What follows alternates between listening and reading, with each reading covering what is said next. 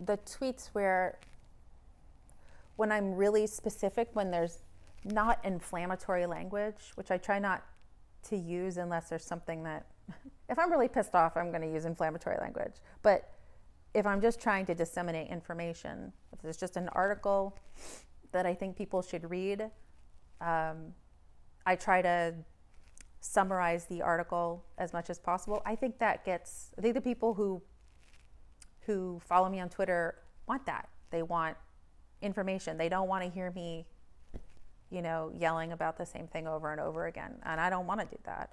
So I think those are the kinds of tweets that, at least those are the kinds that I get the most engagement on, or at least I engage the most on, because that's what I care about the most. And then, so I'll read the comments underneath.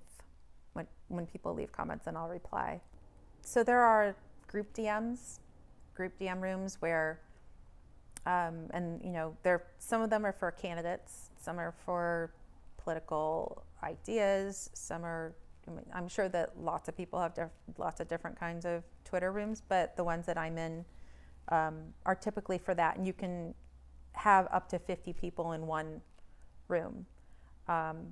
So there are always people coming and going and dropping links and having conversations, and some of them are more community minded than others. Some are just, retweet this for me, retweet that for me, kind of, very little community happening. But some of them are really, people have met and have had long-term, relationships, or have had long-term friendships because of them. I just started one. I wasn't in any back in November.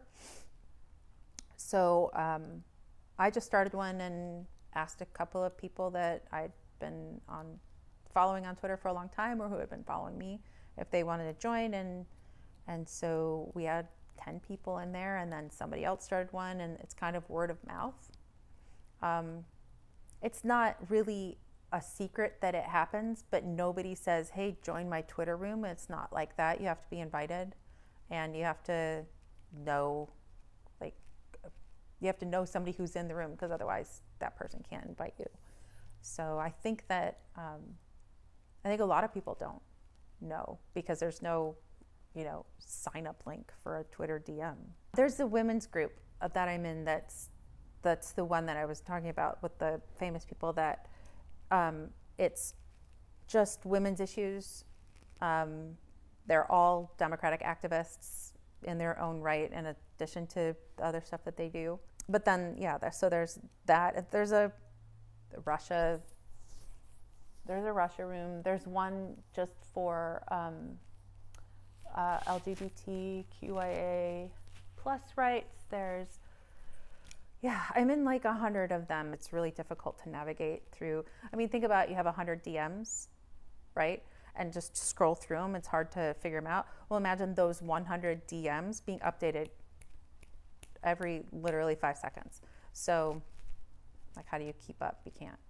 And a lot of the rooms, people just added me, and I didn't ask them to. Once I got in there, they were like, hey, is it okay if we add you? And I think it was because I had more of a reach, and they wanted that access. They want their message out, which I'm happy to do, because that's how it happens. Like I said, nobody has all the best ideas. I couldn't possibly know all the news. I couldn't possibly figure it out myself. I want that curated news feed to come in one way or another, and that's one of the ways it comes in.